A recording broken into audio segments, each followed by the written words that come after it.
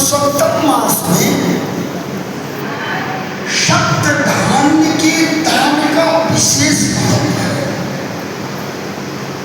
सात अनाज पुरुषोत्तम मास में वस्त्र, अन्न, मीठा, फल आदि के दान के साथ ही नारायण को मालपुए का भोग अत्यंत प्रिय है। वैसे भी शास्त्र बोलते हैं कि जो पूरे वर्ष अनुष्ठानिक ध्यान पूजा पाठ नहीं कर सकते, वे मात्र इस महीने में यदि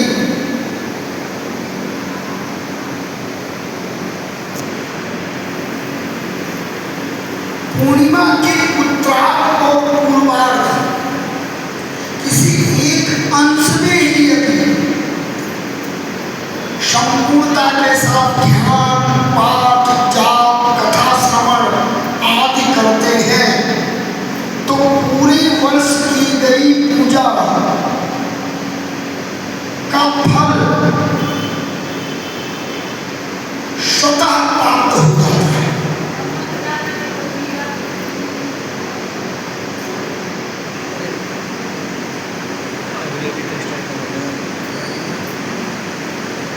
आप सभी राम भक्त हैं और सभी को हनुमान चालीसा याद भी होगी। अरे उठा के उधर दादी के पास देख रहे उठा।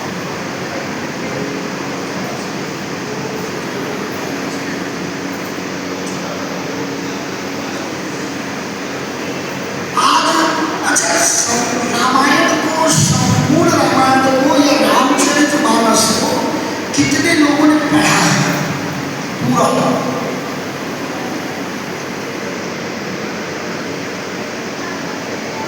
शायद कम ही लोग होंगे या बहुत सारे ऐसे लोग होंगे जो सुंदर कांड का पाठ करके संपूर्ण कथा का,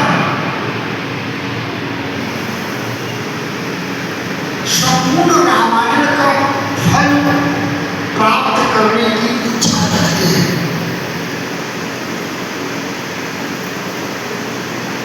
आज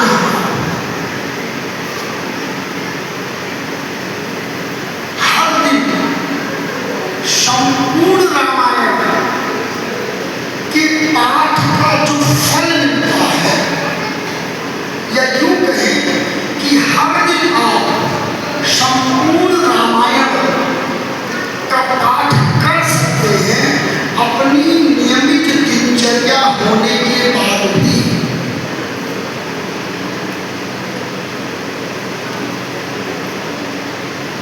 तो शायद आप लोगों को अतिशयोक्त लगे, क्योंकि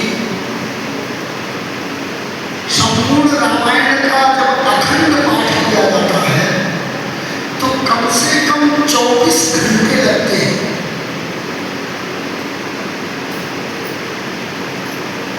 तो 24 घंटे के पाठ को हम हर दिन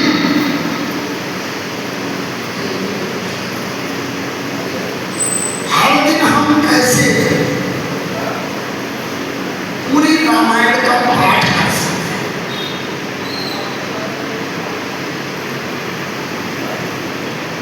तीन दिन से आप लोग आज तीसरा दिन है, आप लोग कथा का श्रवण कर रहे हैं।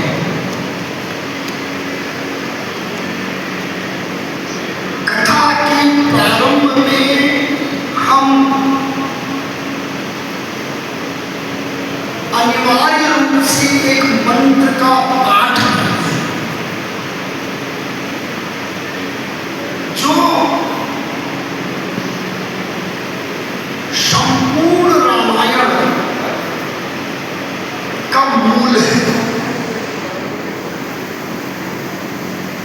ऋषियों और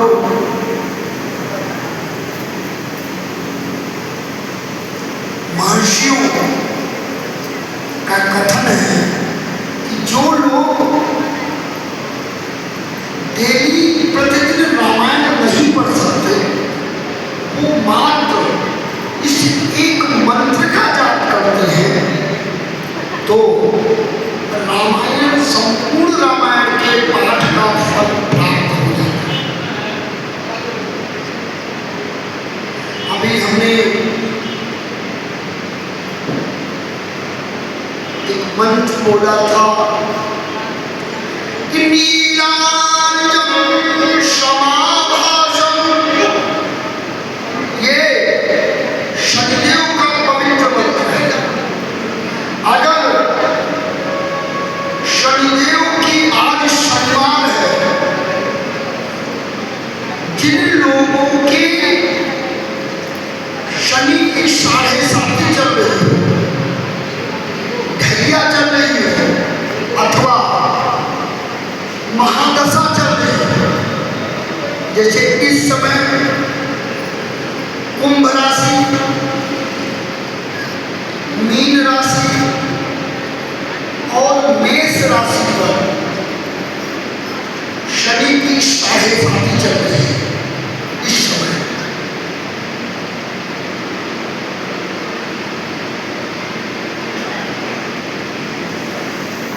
सिंह और धनु राशि में ढैया चल रही है।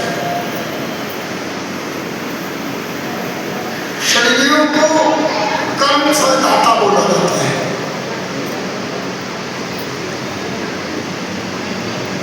जिनको लगता है कि शनिदेव के प्रभाव में मेरे जीवन में कटुता या दोष का प्रभाव या परेशानियों का बवंडर अत्यधिक बढ़ गया है, वे मात्र हर शनिवार के दिन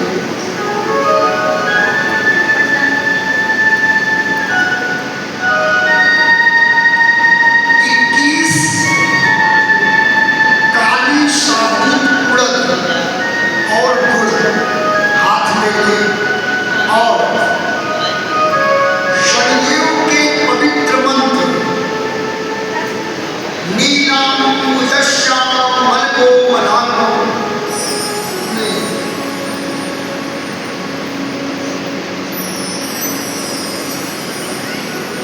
नीला मुजस्याम मलको मलाको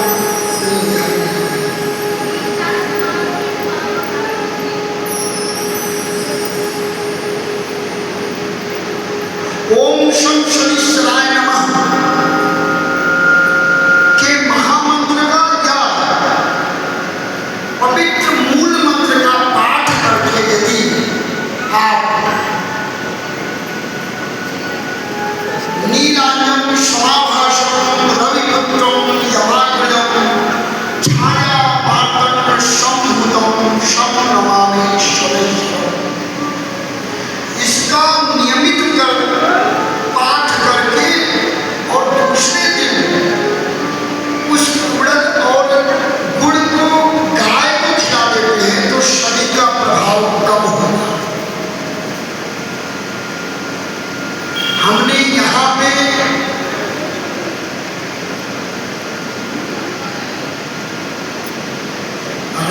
रामचरितमानस के पाठ में आज शिव विवाह से पूर्व हमने शनिदेव की चर्चा इसलिए की कि प्रथम तो आज शनि पूर्णिमा है, दूसरा शनिदेव के प्रभाव में महादेव को भी काशी को छोड़कर कैलाश जाना पड़ा था। आगे के प्रसंग में हम चर्चा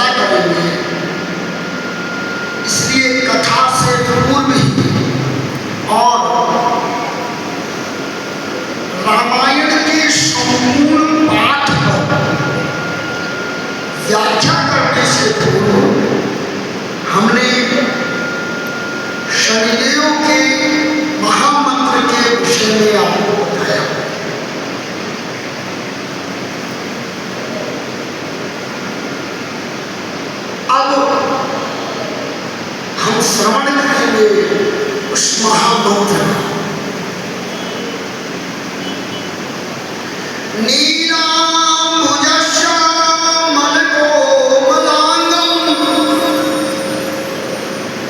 ये जो एक लाइन है नीला मुजस्सा, हमारी आराध्य मर्यादा पुरुषोत्तम का जो स्वरूप है वो नील वर्ण का है। और क्या है? नीला भुजस्या मन कोमलांगम।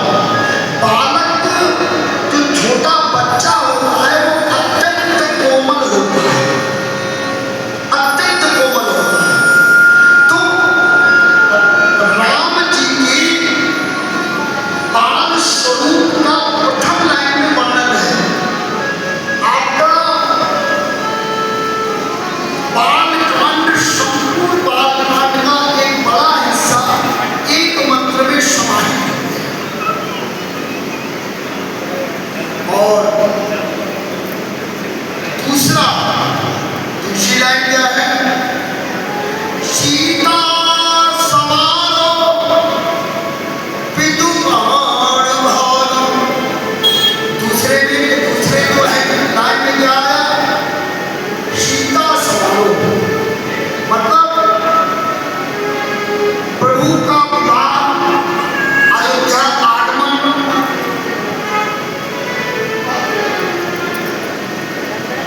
और वनगमन, नासिक तक की यात्रा इस एक लाइन में आ गई।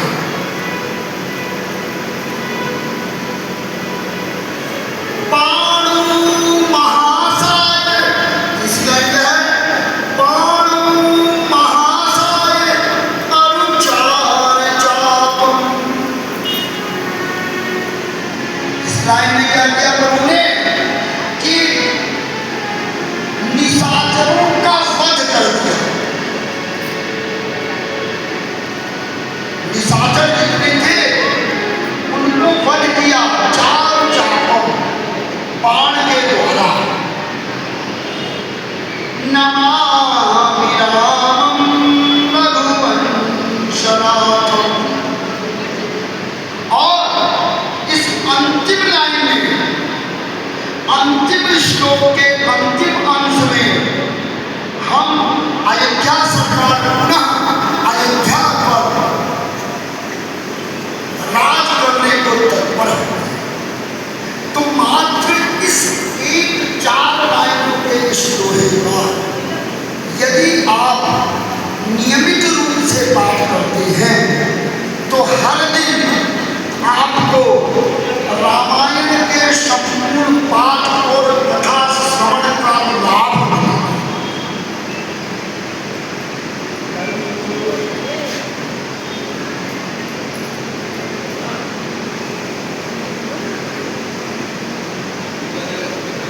और सभी को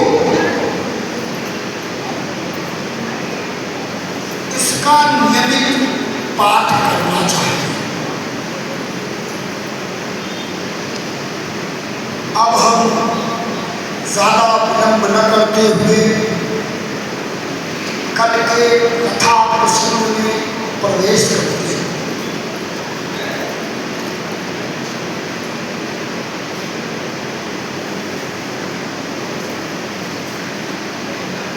कल हमने श्रवण किया कि मां की एक भूल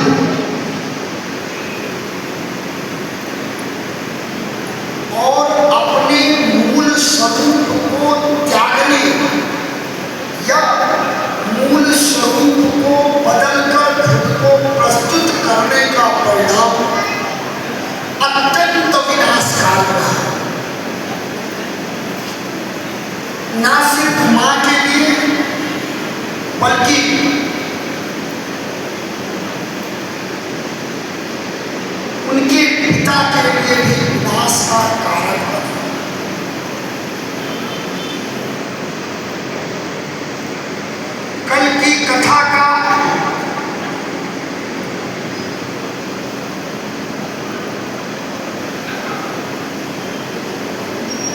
जो मूल था वो मर्यादा था। हमें किसी भी परिस्थिति में अपनी मर्यादा का अतिक्रमण नहीं करना चाहिए। मर्यादा के अतिक्रमण का परिणाम हुआ मां को योगाग्नि में अपने आप को समाहित करना।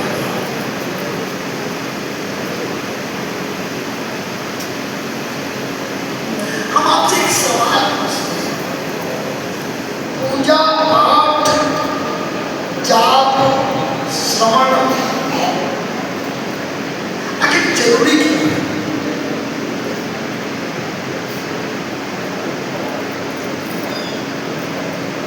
हमें क्यों करना चाहिए? जबकि व्यवहार में देखा जाता है कि जो व्यक्ति अत्यंत अधिकाधिक पूजित होता है या पूजा करता है वो व्यवहार में अधिक परेशान रहता है।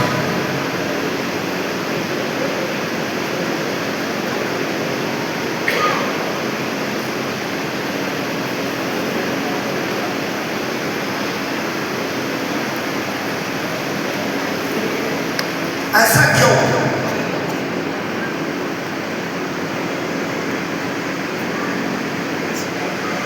कभी आपने अनुभव कि कहीं रोड के किनारे एक गुड़ का ढेला रखा, गुड़ रख दो छोटा टुकड़ा,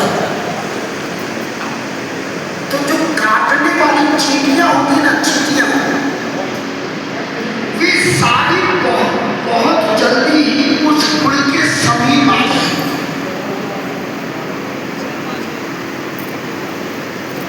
और सब इकट्ठा हो जाता है।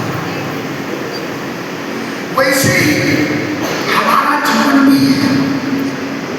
जब हम अपने पुण्य प्रवाह को बड़ा करने का प्रयास करते हैं तो जो कल आने वाली, परसों आने वाली परेशानियां हैं वो सारी इकट्ठा होकर चली जाती हैं, ताकि इस व्यक्ति के जीवन में जो कल की मुसीबत है आज ये इसका पुण्य प्रवाह तेज है, वो इसी प्रवाह में खत्म हो जाए। इसलिए कभी भ्रम में ना रहे कि मैं इतना पूजा पाठ करता हूँ फिर भी परेशान हूँ। मानिए या तो आपका पूर्व कर्म था जिसके कारण परेशानी हो रही है, या आपका पुण्य बढ़ रहा है। ध्यान रखिएगा, आपकी यदि संपन्नता और सुख की परिभाषा संपत्ति और धन है तो आप भ्रम में,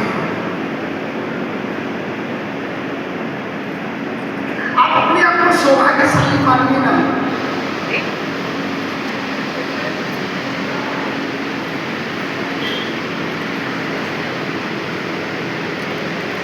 आप अपने आप को सौभाग्यशाली मानिए कि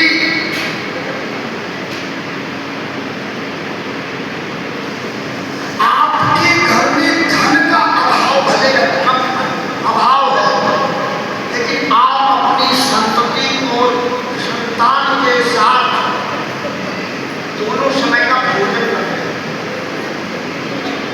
जो तथाकथित संपन्न लोग हैं से यदि आप पूछेंगे आज से पूर्व अपने दोनों बच्चों और पत्नी के साथ एक टेबल पे आपने कब खाना बुला लो मैं, 1 घंटा हो गया, आराम से रहो अभी।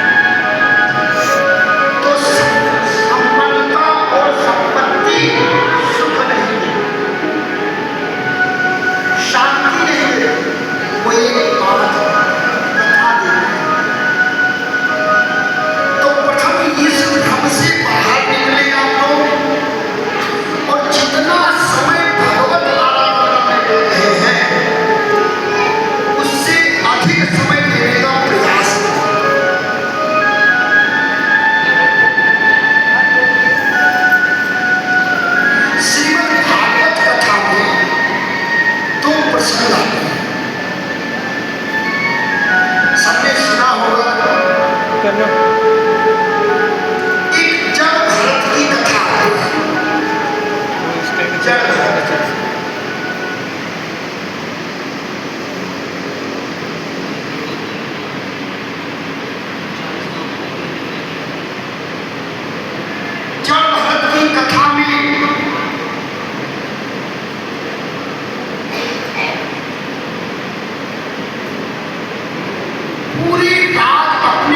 अयोध्येपन में आने के बाद भरत जी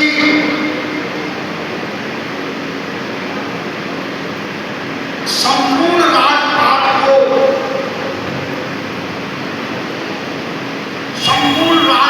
को अपने बच्चों को सौंप करके जंगल में संन्यास्त हो जाते हैं। वहां पर उन्हें एक हिरण का बच्चा मिलता है और उस बच्चे और मां की मृत्यु हो जाती है। अब जो व्यक्ति उन्होंने रख दी है। अपने संपूर्ण राजपाट को छोड़ दिया वह उस हिरण के बच्चे में आसक्त हो गया। और जब अंत समय आया, वो बड़े होने के बाद वो हिरण का बच्चा चला गया और अंत समय आया तो हिरण के को याद करते हुए ही मृत्यु। लंबी कथा है कि तब तपस्वी थे, हिरण बनना तपस्वी थे, भोजन पूरा किया, 12 फिर आए भारत के नाम से और राम नाम में वो संलग्न थे और दुनियादारी से ज्यादा मतलब नहीं रखते थे। तो घर वालों ने भी उनका अनादर। लंबी कथा है, मतलब ये है कि अंत समय जो याद आएगा वही जन्म आपको लेना होगा।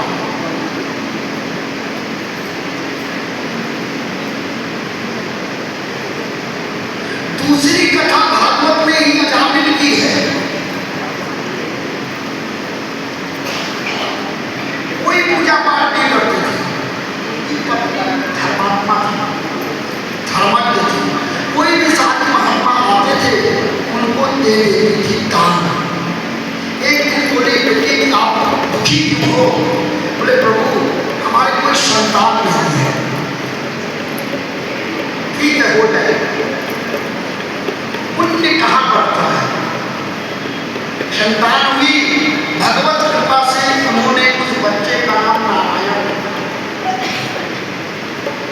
अंत समय जब आया, जब आदमी की मृत्यु का हमने नजदीक से देखा है, अभी देखा बहुत नजदीक से, मृत्यु इस शरीर को छोड़ते हुए व्यक्ति को मैंने एकदम नजदीक से देखा है कि कितनी अत्यंत पीड़ा होती है। और उस व्यक्ति को अंत समय में वही चीज याद आती है जो अत्यंत प्रिय है। नजदीक से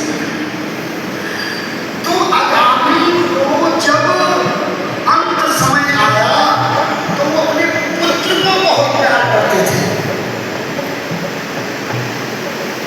नारायण नारायण नारायण नाम पुत्र का ले रहे थे, प्रसन्न नारायण और वैकुंठ को पास किया।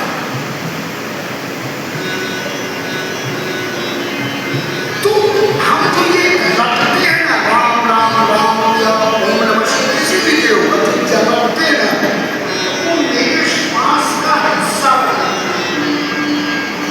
और उसका सिर्फ एक ही उद्देश्य है, क्या अंत समय में ना जो याद किए हुए हो वही याद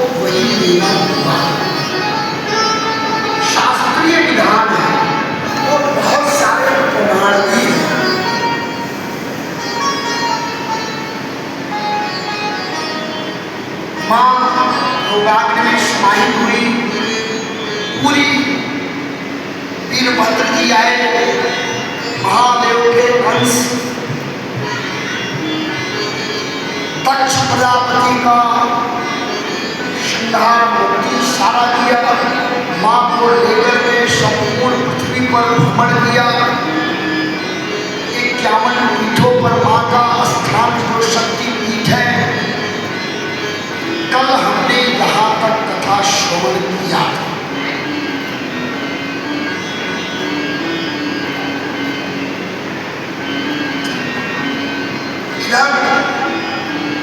महादेव के क्रोध को शांत करने के लिए देवों ने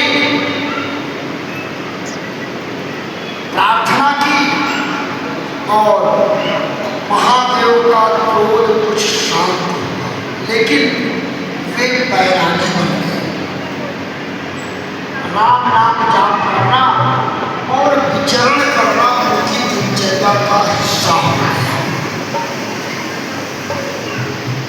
अब इधर माता सती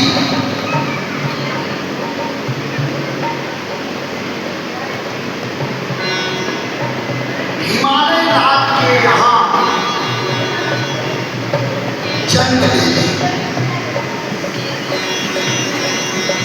क्योंकि उन्होंने महादेव से अंतिम इच्छा जताई थी, तो बहुत समय नहीं लगा।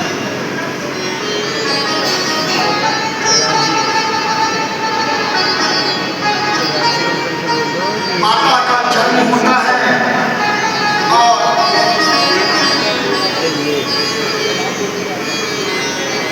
जैसा कि सनातन विधान के अनुसार जब किसी बच्चे का जन्म होता है तो 16 संस्कारों में नामकरण संस्कार अत्यंत महत्वपूर्ण माना जाता है और पितृ को बुलाया जाता है, ब्राह्मण को।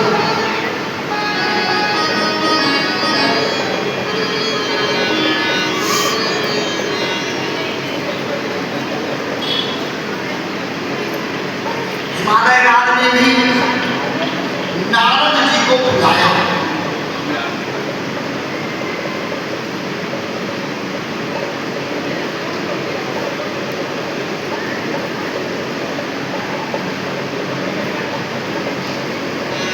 क्या करने आए हैं नारद जी?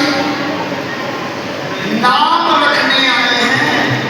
और जैसा कि हमारे आप में भी ये स्वभाव है कि चूंकि पंडित जी आए हैं, नाम बताएंगे तो हम पूछ लेते हैं कि हमारा बच्चा का जीवन कैसा है।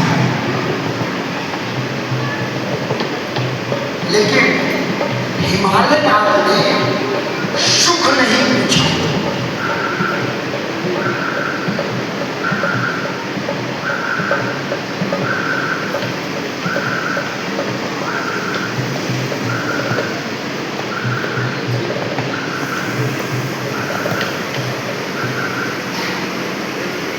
उन्होंने बोला, हे गुरुदेव, हे ब्रह्मर्षि, हमें बताइए कि हमारे बच्चे में दोष क्या है। गुण नहीं पूछा।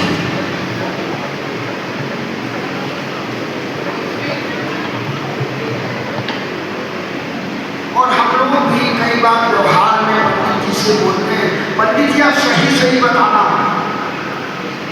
जो जो लिखा होगा हम सुन लेंगे, हमें बुरा नहीं लगेगा, जो जो लिखा होगा वो सब बताना। वस्तुतः वो ये नहीं कह रहे हैं, ये नहीं पूछते हैं, वो ये कहना नहीं चाहते कि हम बुराई सुनना चाह रहे हैं। ये अलग बात है कि एक बुराई भी उनको स्वीकार नहीं है। अगर पंडित जी ने एक बुराई भी कर दी तो दूसरे दिन उन पंडित जी का आना बंद हो जाएगा। लेकिन पूछते क्या है? बुराई। हम लोग भी, हम आप भी पूछते हैं, पंडित जी हमको सही से ये हमारा बच्चा हुआ है, बड़े दिन बाद हुआ है, इसका जीवन अच्छा रहेगा, इसके जीवन कोई कष्ट तो नहीं आएगा, इसके जीवन में चुनौतियां तो नहीं आएंगी। अरे भाई, भगवत कृपा से, भगवत प्रसाद के रूप में आपको संतति मिली है, तो उस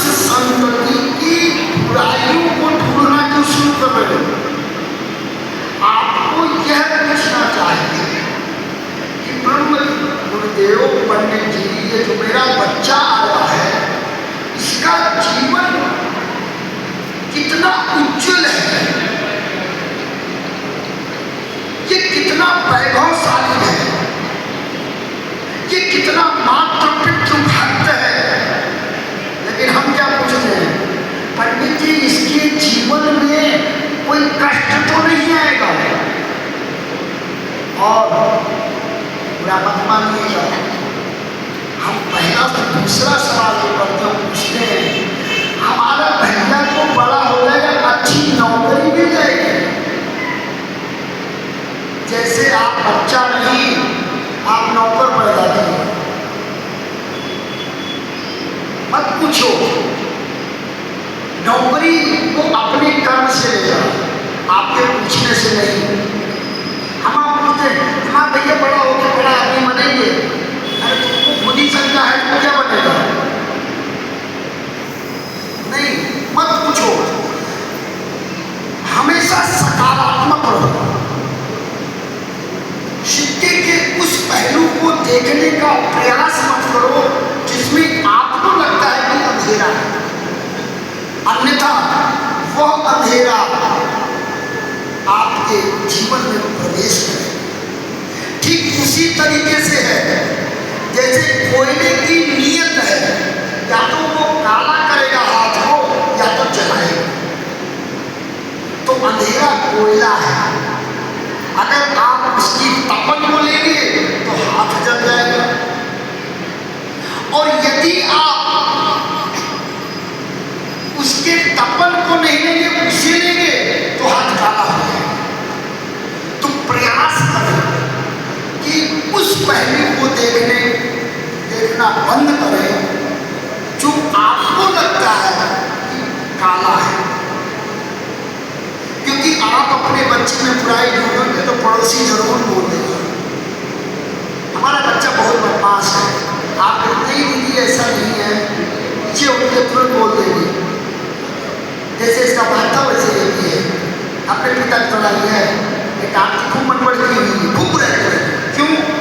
आपको बुराई पसंद है, मत करो अपने बच्चे को बुराई, क्योंकि बड़े वो आपका केवल आपका पुण्य प्रसाद है।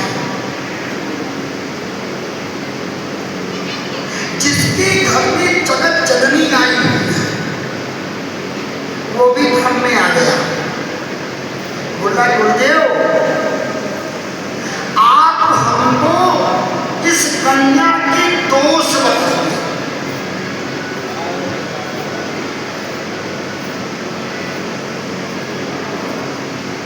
नारद जी बोले महाराज, प्रथम तो जिस कार्य के लिए हम आए हैं वह पूर्ण बने। एक सीख है हमारे आपके लिए, हम एक शब्द का दो शब्दों का प्रयोग करते हैं कि हम जाते हैं अपनी चाहत को पूरी करने और पूरी करते हैं इच्छा मत करिए।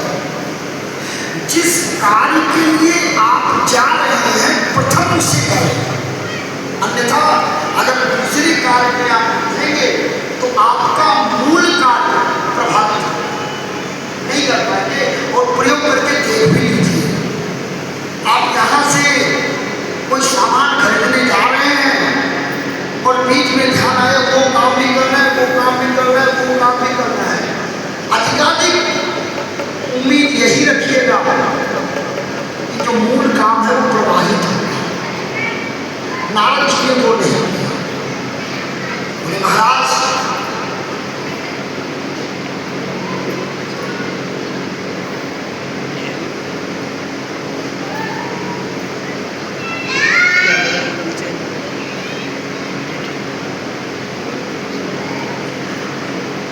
आपकी पुत्री क्या है? बुराई बताना नहीं सकती, बुराई अच्छाई बताना है। सुता तुम्हारी, हे महाराज आपकी पुत्री सकल गुण खान, सभी गुणों को खानी है।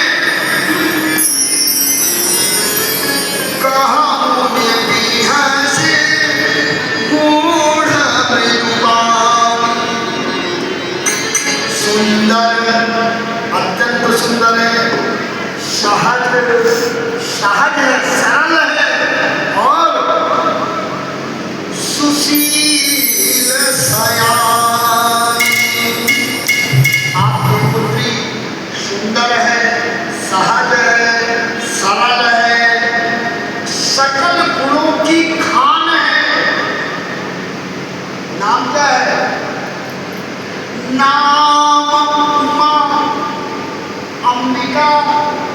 भवानी, पहले नामकरण किया कि हे राजन, आपकी पुत्री सकल गुणों की खान है,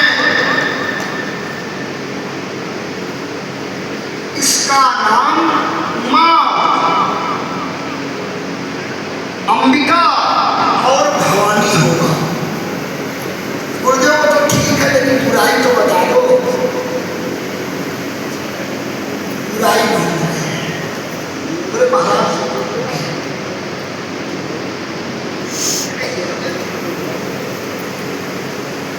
और क्या क्या है? आप हमसे दोष पूछ रहे हैं, इसका सौभाग्य अखंड रहेगा। पूरी सृष्टि में सिर्फ महादेव और माता पार्वती का ही ऐसा है जो सौभाग्य कभी खंडित नहीं है। नारायण ने 24 अवतार किए और हर अवतार में माता लक्ष्मी को स्वरूप बदलता, लेकिन महादेव ने कोई अवतार नहीं बनाया, अपना अंश डाला। अखंड सौभाग्य सिर्फ मां पार्वती का है। नारद जी बोलते हैं, हे राजन, आपकी पुत्री का अखंड सौभाग्य रहेगा।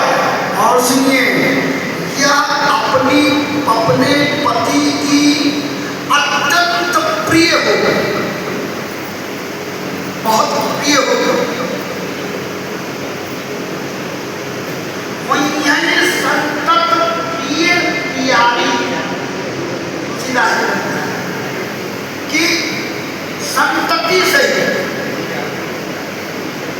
कई बार होता है जब बच्चे थोड़ा बड़े हो जाते हैं या बच्चों की जिम्मेदारियां आ जाती हैं, तो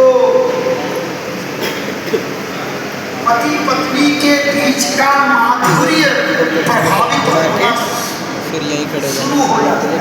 से आ रही है, ये तो कैमरे से बुला लिया। बाकी का तो सभी उस जीवन लीला में डेली गोते लगा रहे हैं। यहाँ नारद जी बोलते हैं कि संतति के साथ ये अपने पति की अत्यंत प्रिय हुई और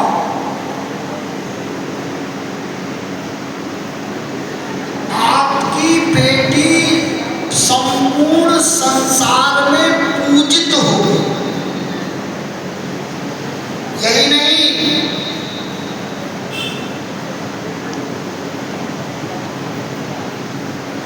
आपके पति के नाम पर पतिव्रता पत्नियां अपने पति धर्म का निर्वाह करेंगे। संपूर्ण संसार में आदर्श मानी जाएगी आपकी बेटी। और महाराज, ये तो बेटी की बात हुई। आपकी बेटी इतनी सौभाग्यशाली सद्गुण युक्त है कि उससे आपका यश बढ़ेगा, मान बढ़ेगा, नाम बढ़ेगा और सृष्टि के अंत तक आपके नाम का जागरण, जयकारे लगाए जाएंगे। हम आप बोलते हैं बेटा बड़ा होगा, हमारा नाम बढ़ेगा, हमारा जयकारा होगा।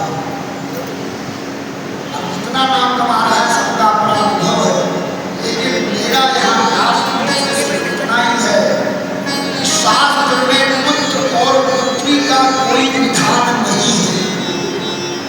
शास्त्र में माताओं, कन्या को माता की संज्ञा दी गई है। कन्या मां बोला, चारों वेद पुराण उपनिषद ग्रंथ आप कहीं भी देखें तो संतति के लिए पुत्र शब्द लागू होता है, कहीं भी कन्या शब्द होती है, कहीं भी पुत्री होती है। तो इसका मतलब यह नहीं है कि कन्या संतति नहीं, कन्या बारे में शास्त्रों में नहीं होते।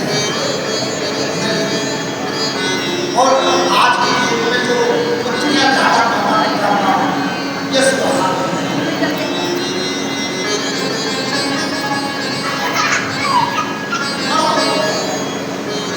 हमारे आपके जैसे माता पिता के स्वरूप में हिमालय का अधिक मतलब सुनते हैं,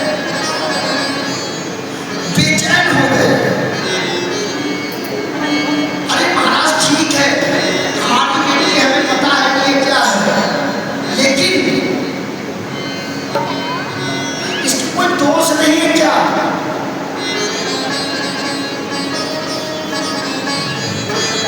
कोई दोष हो तो बताओ।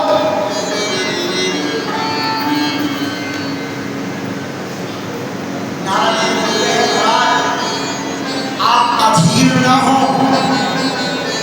मैं जो इसकी हाथ की लकीरों में देख रहा हूं, इससे हमें ये आभास है कि आपकी पुत्री में कोई दोष नहीं है। दोष ही नहीं है, नहीं फिर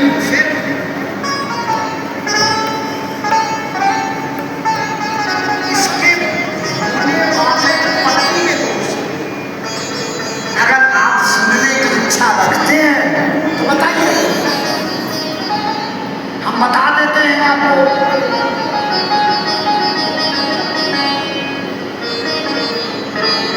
कोई ठीक है, बताओ।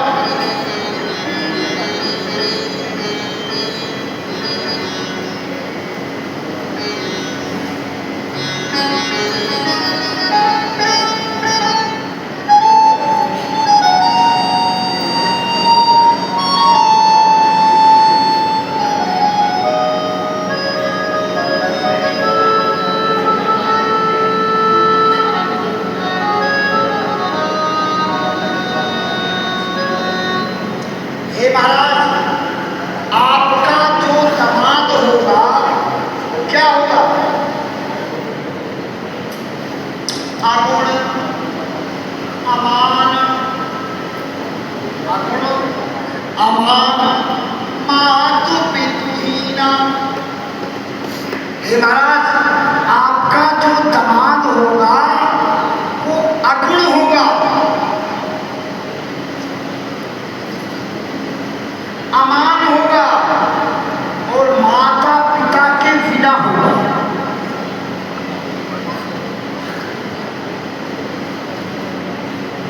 हिमालय राज क्या बोल रहे हैं महाराज?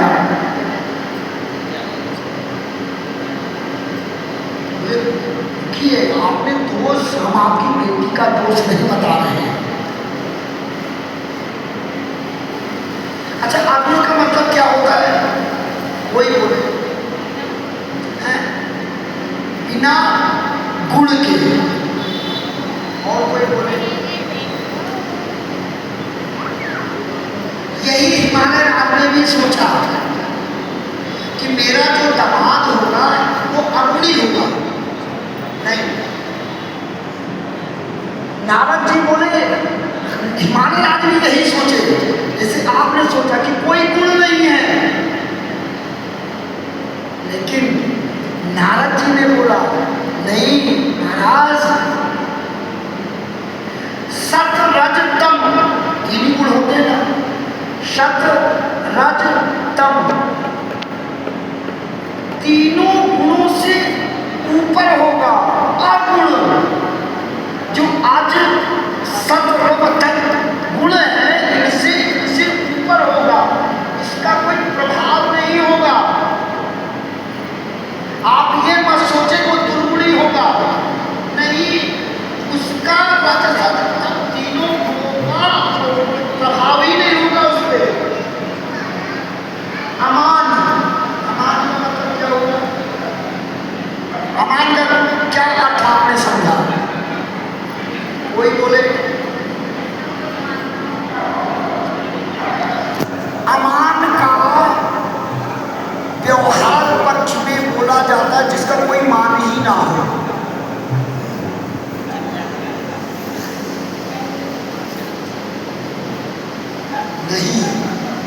अमान, मान से रहित,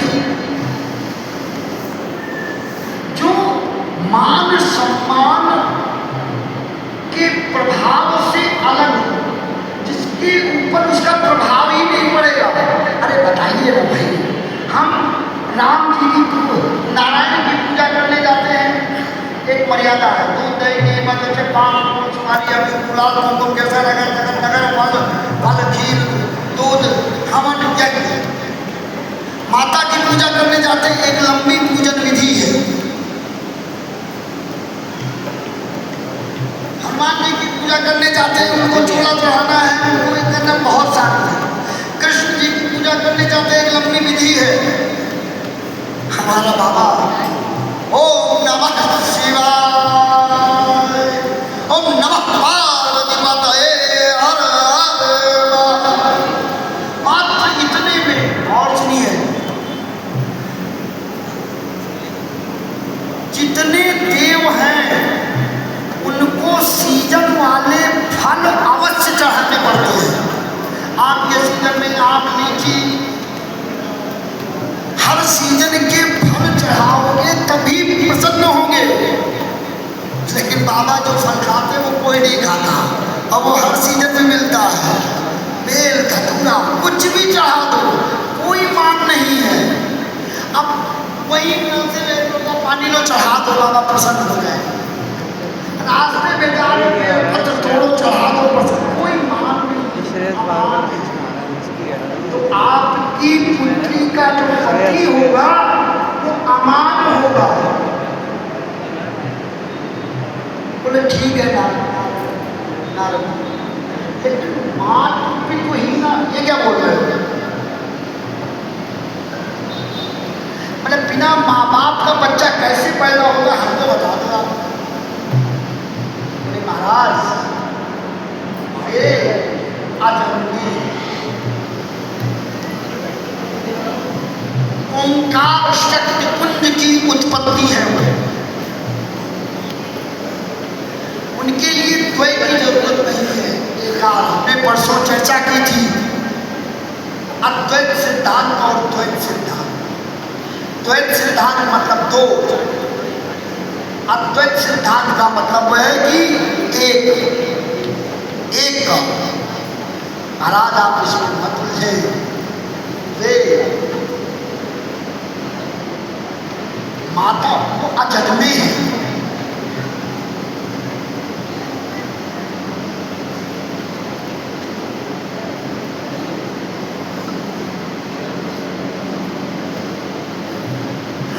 बोले और क्या है? बोले महाराज अभी घबराइए मत, अभी और है, हमने बताया नहीं आपको। बोले क्या? योगी जटिल अकाम तन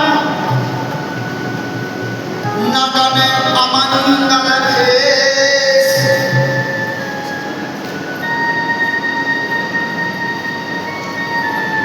क्या बोल रहे हो? ये क्या बोल रहे हो? बोले महाराज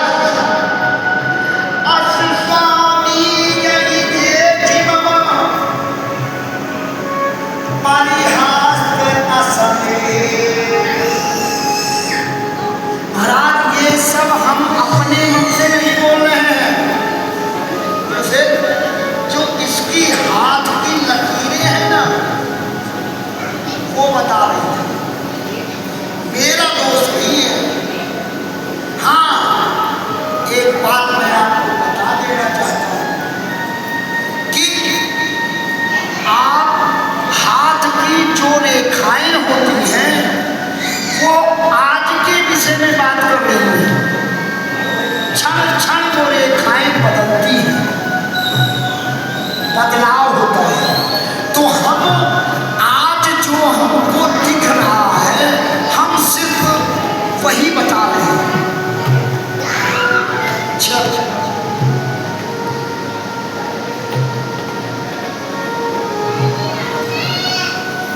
आपका दामाद योगी होगा, हमेशा ध्यान में रहेगा वो। और क्या होगा जटिल, उसकी जटाएं अत्यंत उलझी हुई होंगी। अकाम, जिसका काम पर, जिस पर काम का कभी प्रभाव ही नहीं पड़ेगा।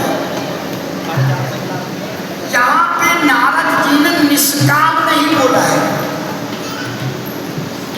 अकाम बोला है। निष्काम और अकाम में अंतर है।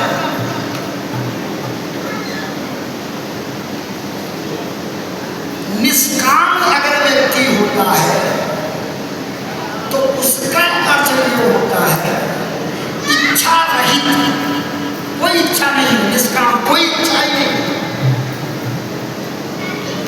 हम कर रहे हैं बस, निष्काम भाव। अकाम का भाव होता है ठीक इसी तरीके से कि आपकी पॉकेट में आप 1000 रुपया पड़ा हो, उसके बाद भी आप भोजन नहीं कर रहे, वो अकाम है। अभाव में तो कोई भी, आपके पास 10 रुपया पड़ा है तो 100 रुपये भोजन में खाना नहीं खाएगा।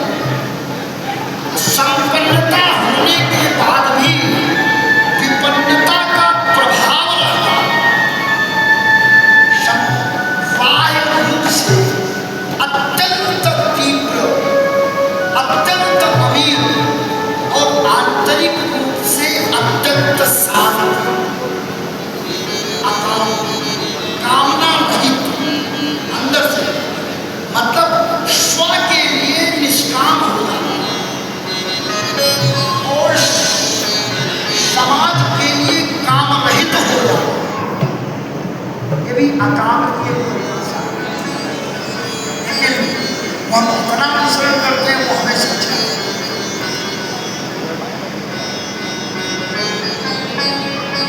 तो अकाम है, उनको काम में लाने के लिए राम में संलिप्त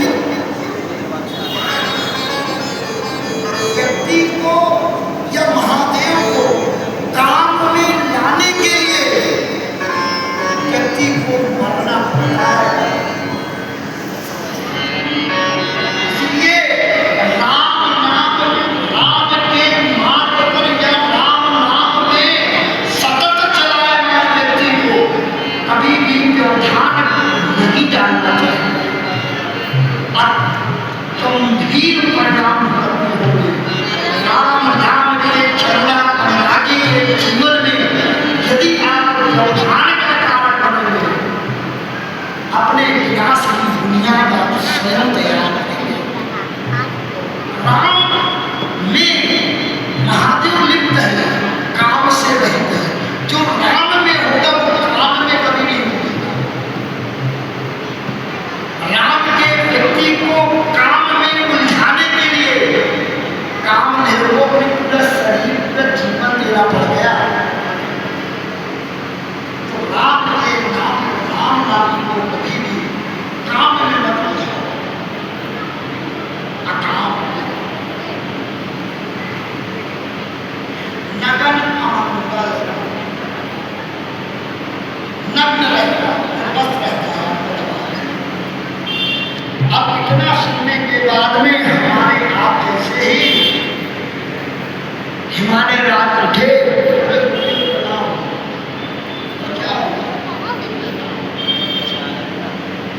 क्या बताइए ना, एक मिनट बात करते हैं। कहाँ और चले पंडित जी, कुछ बात है, आपका उपाय है इसके क्या?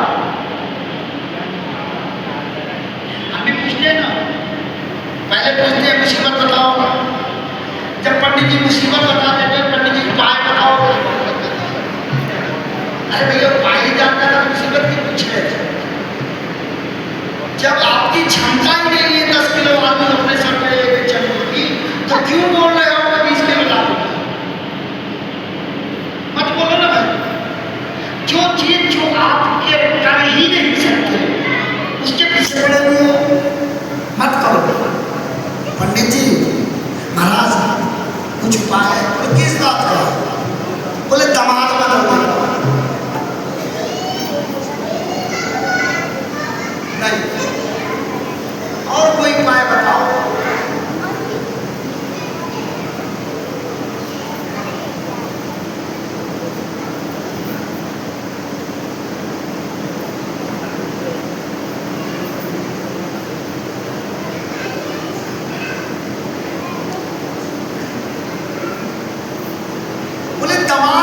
बदलने का महाराज हमारे पास में कोई उपाय नहीं है।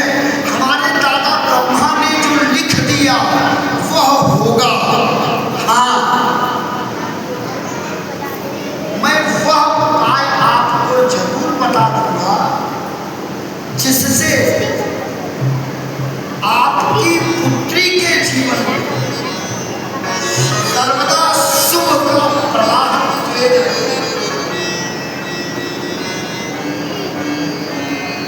क्या मैं करता हूँ? हिमालय रात बोल रही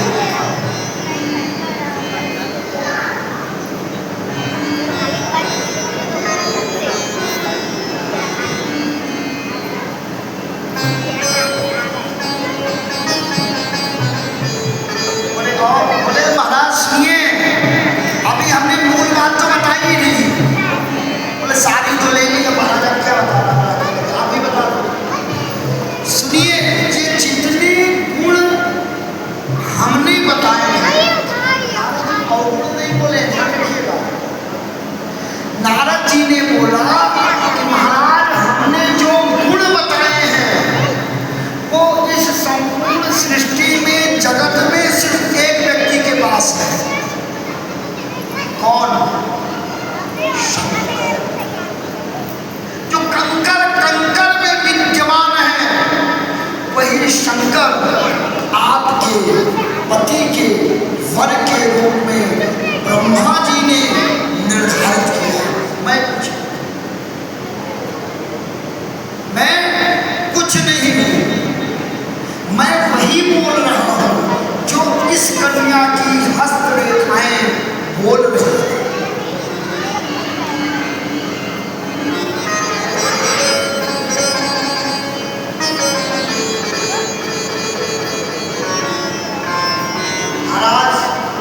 ये तो आपके प्रश्न थे, हमने उनका जवाब दिया। अब मैं आपको वह बताता हूँ जिसके लिए हम यहाँ आए।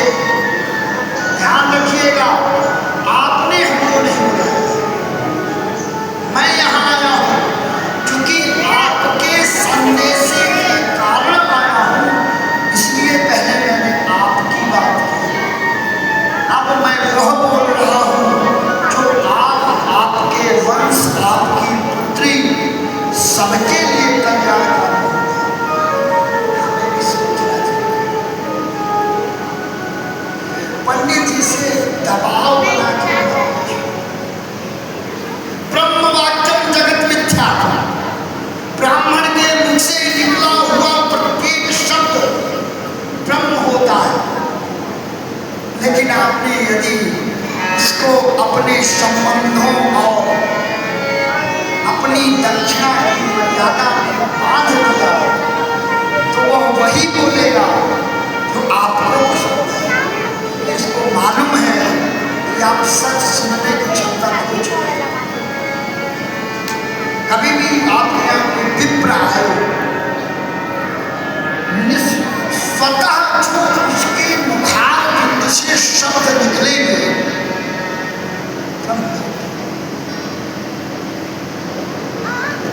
निर्विकार रूप से स्वतः अगर कोई ब्राह्मण बोलता है तो ब्रह्म वाक्य होता है।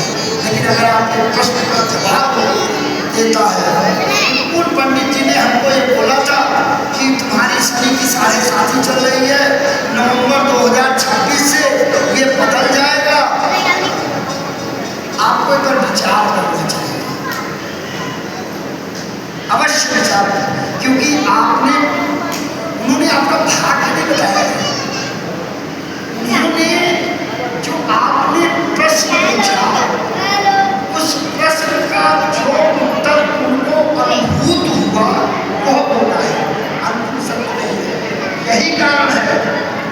क्या और उसी को लेकर अनेक चर्चाएं हैं।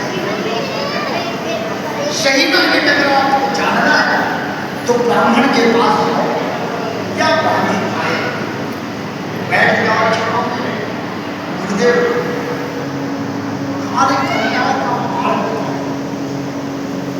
बस वो ब्राह्मण हमारे बेटी की शादी नहीं हो रही है, पंडित जी आपने बताया था वो शादी की फरवरी में हो जाएगी, फरवरी में तो हुई नहीं, कैसे होगी, क्या होगा? आपने पंडित जी पर विश्वास करा, अब वो जो बोलेंगे ना वो आपको खुश करने के लिए बोलेंगे। ध्यान रखिएगा, यहाँ नारद जी ने वो मर्यादा तोड़ दी। सुनो, आपकी बेटी का सर्वदा कल्याण होगा, सृष्टि में प्रथम पूज्य की मां बनेगी, आपकी पुत्री अग्र पूज्य होगी, सभी सौभाग्यशाली औरतों की आदर्श होगी। लेकिन इसके लिए इसको तप करना पड़ेगा। हमने शायद पिछली कथा में मैंने सुनाया था, हमें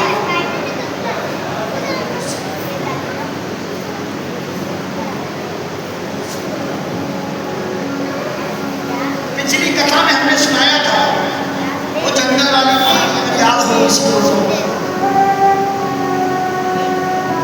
एक महर्षि होते हैं, जंगल में तप कर रहे होते हैं,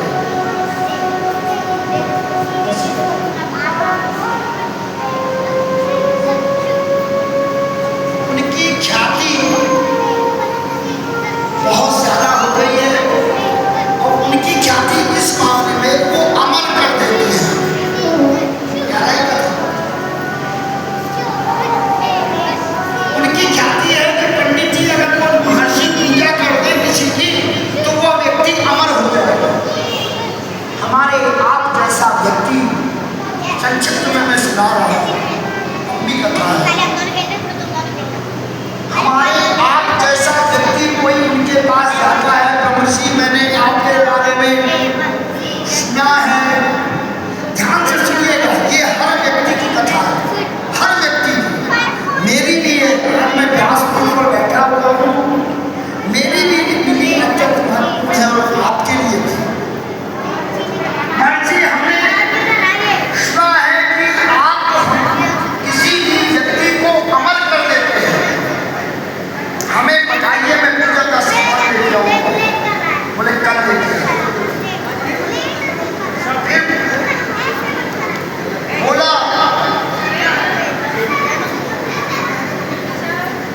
कल गया, कल लेके आओ, कल गया, कल तो कभी आया भी नहीं है,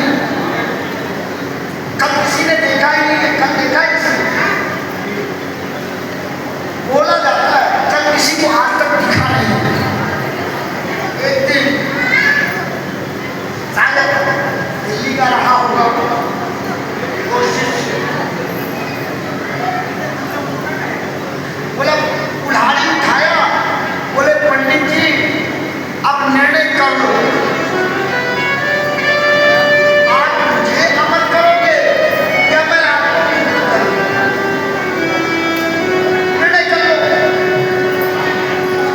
आप या तो हमें अमर कर दो या मैं आपको मुक्त कर दूं।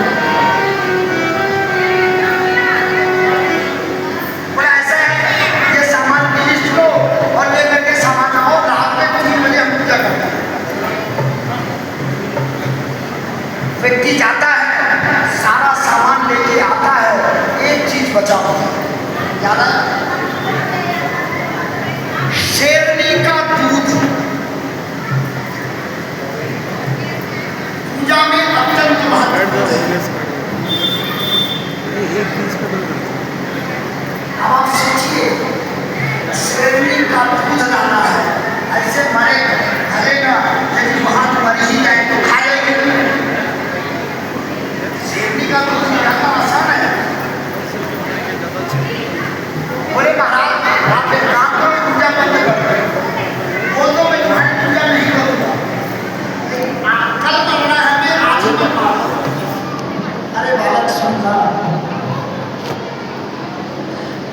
फला व्यक्ति शेरनी रखा हुआ उसके पास जाओ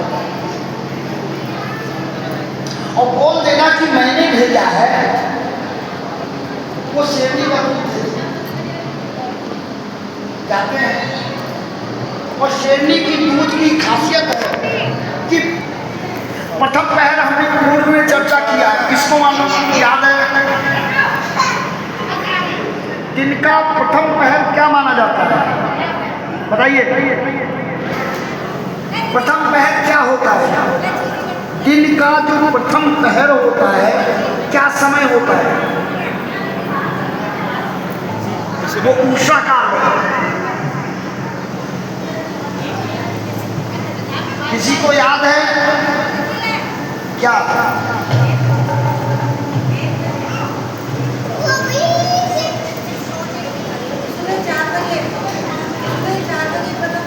उषा काल है, वो उषा काल है, 4 बजे। प्रथम पहर का प्रारंभ 3:15 में होता है। यही कारण है कि हम तीर्थ में 3:15 के पहले स्नान नहीं करते। कोई भी मंदिर 3:15 के पहले नहीं खुलता। प्रथम पहर है, कई बार हमने बोला है 3:15। तो शेरनी के दूध की खासियत ये है कि वह प्रथम पहर में ही निकाला जाता है। प्रथम पहर में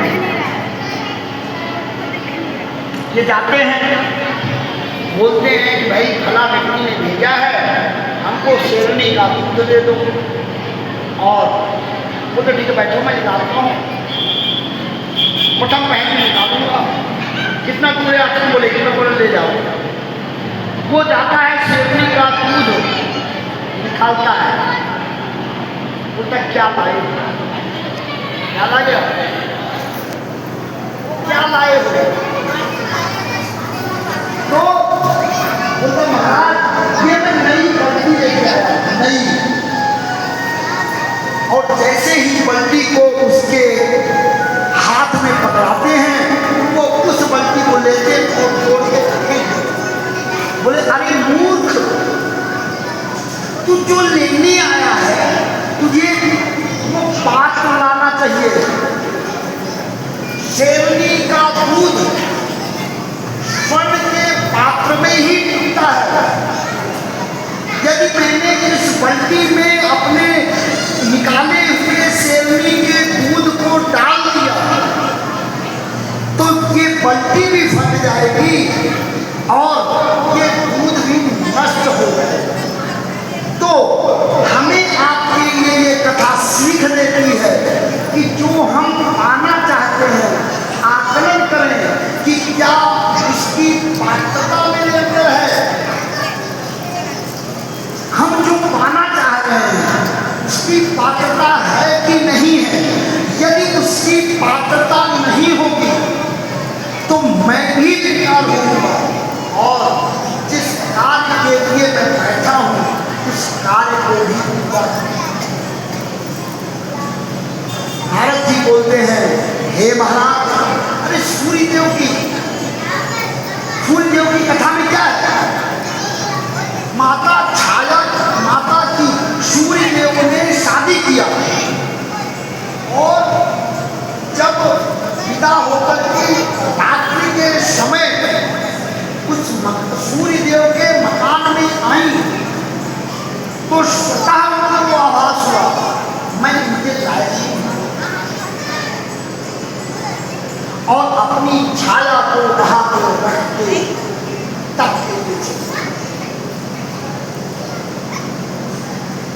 नारद जी को पता है कि पूर्व जन्म में माता सती ने कोई तप नहीं किया था, बिना तप के महादेव की पत्नी बनी थी। विनाश की बुनियाद को बनाने में उन्होंने संकोच नहीं।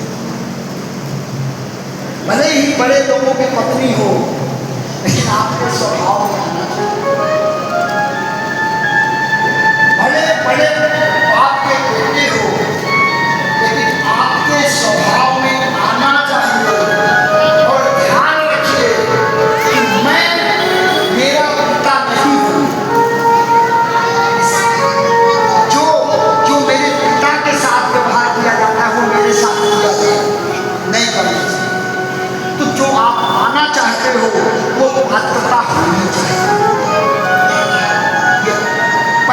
अपने आप को तैयार करें।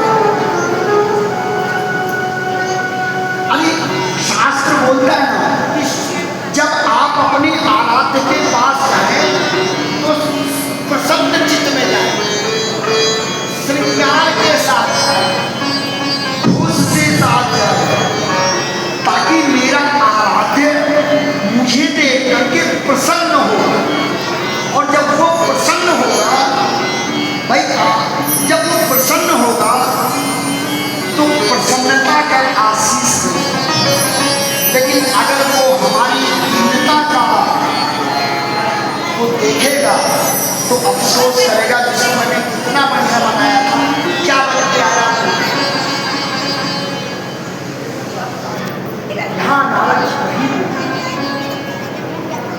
है।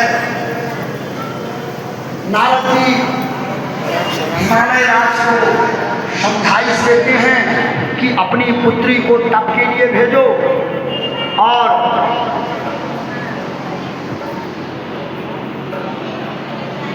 ये माता पार्वती श्रवण कर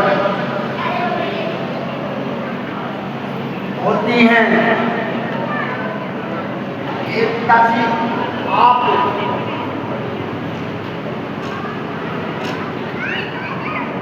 नारद जी ने जो जो बोला है वो हमने श्रवण किया है, और मैं तप के लिए सज्ज हूं।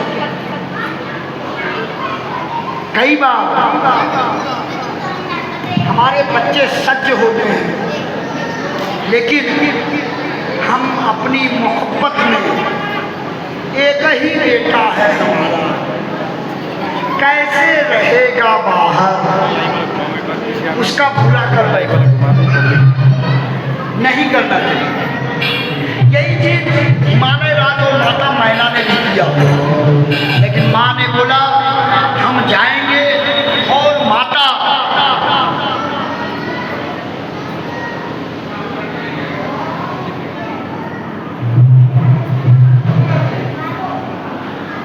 ने हजारों वर्ष तक तप किया।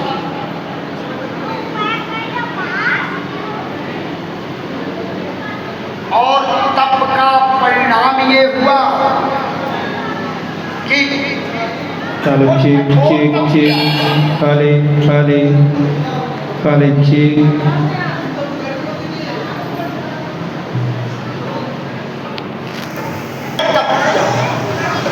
और शुरू में दोनों समय अन्न, फिर एक समय अन्न, फिर एक अन्न, फिर एक समय का अन्न, फिर जल, फिर एक समय का जल, फिर बिलपत्र, फिर एक समय का बिलपत्र, फिर निराहार, फिर श्वास को स्थिर करके तप।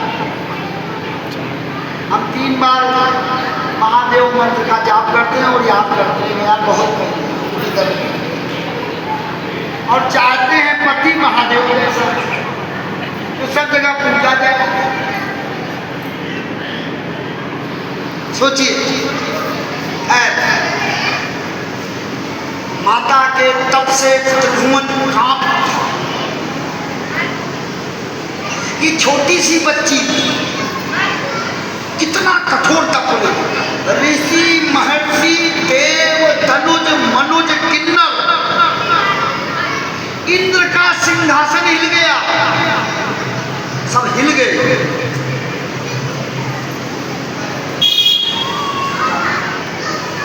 आकाशवाणी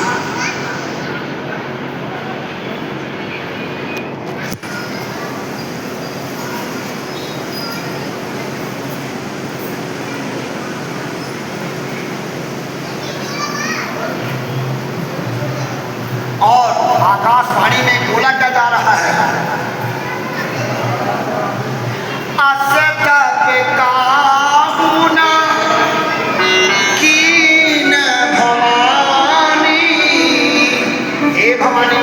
ऐसा तब किसी ने नहीं किया है।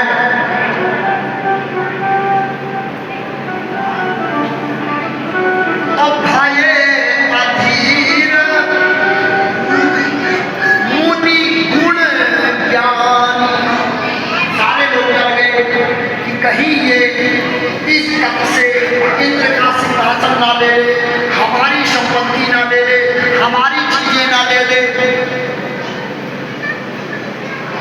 हे देवी, आपकी मनोकामना पूर्ण हुई। अब आप अपने पिता के आने वाले संदेश के अनुरूप अपने पिता के घर जाएं। और सुनिए, सप्तऋषि आने वाले हैं।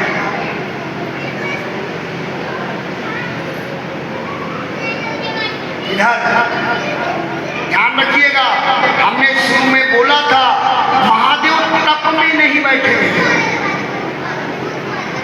क्या कर रहे हैं? विचरण कर रहे हैं पत्नी के वियोग, भ्रमण कर रहे हैं। इधर ये घटना होती है, उधर महादेव अत्र तत्र विचरण कर रहे हैं। राम जी का आगमन, राम युग त्रेता युग ही है ना। राम जी स्वयं आते हैं, बोले प्रभु एक निवेदन है। बोले बताइए।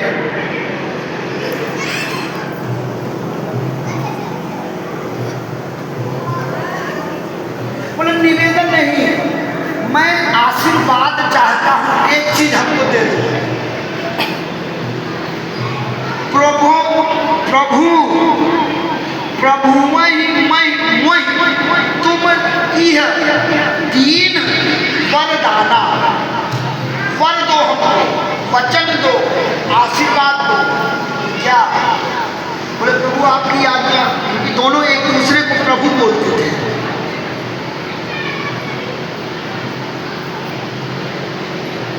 बोले महादेव शादी कर लो ना।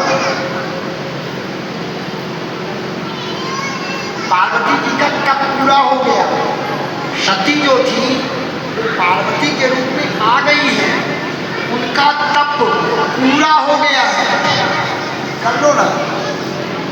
बोले प्रभु एक बार गृहस्थ था, आपने विरक्त बना दिया, भाग गई वो, जल पे मर गई।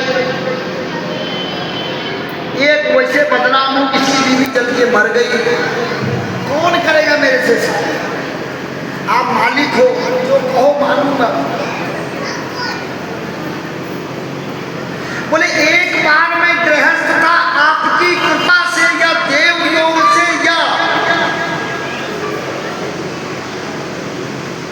या परम ब्रह्म की कृपा से मैं विरक्त बन गया।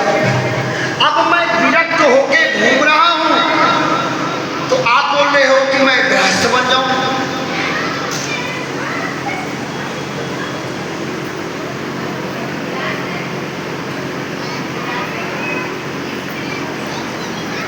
बोले प्रभु ये ठीक तो नहीं है, लेकिन आदेश आपका है। एक बात बताए, बच्चे थोड़ा बड़े हो जाते हैं ना, तो बाप बन जाते हैं बिना शादी के। मत बनो। अगर अपने पिता के पिता बनने की कोशिश करोगे ना, तो आपका जीवन क्या होगा सोचना पड़ेगा। आज के हमारे बच्चे जो हैं, वो अपने पिता के पिता बड़ी जल्दी बन जाते हैं। शास्त्र बोलता है कि यदि पुत्र मात्र पिता की आज्ञा, पिता दर्शन माता पिता आज्ञा के अनुसार चल ले और कोई काम ना करे, उसके वचनों का मान भर रख ले। नौ ग्रह 3 देव और संपूर्ण ब्रह्मांड, उसका कुछ नहीं जा सकता। अगर किसी को प्रमाण चाहिए तो महाराष्ट्र के पिट्ठल में जाकर के देख सकता है। पुंडरीक भगवान को खड़े कर दिया था 3 घंटे, पिता का बोला मैं पिता की सेवा, बोले भगवान, बोले हो गए, अरे लोटा फेंक के मारा, ईट, आज भी नारायण उस ईट पर विट्ठल बैठे हैं। पिता माँ की सेवा। गंगा नहाने से क्या मिलेगा, कल हमने बता दिया था। मैं नहाने जाते हैं तो कमाने जाते हैं पुण्य और धो के आते हैं मैं।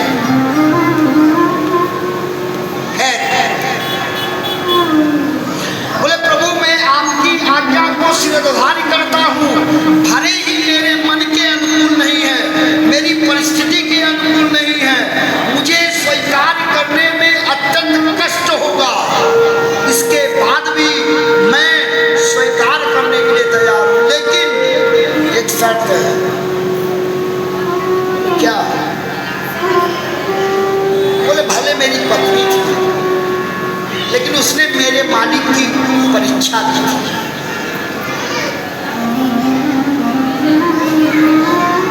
जो वही आइए ना बोल रहे हो? बोले हाँ, उसने मेरे आराध्य की परीक्षा की थी। याद है? याद आया? माता ने महादेव की आराध्य की परीक्षा की थी। किसको किसको याद है?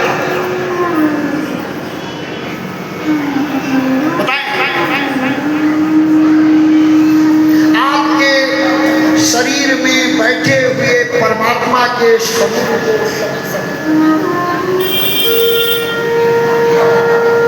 प्रभु कल ही लिया था। माता सती, माता सीता का स्वरूप लेके राम जी की परीक्षा लेने गई थी।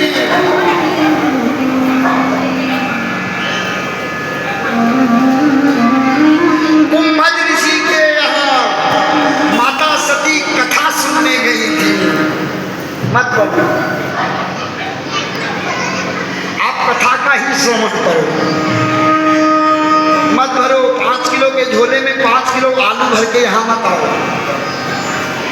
झोला खाली लाओ, भर जाए।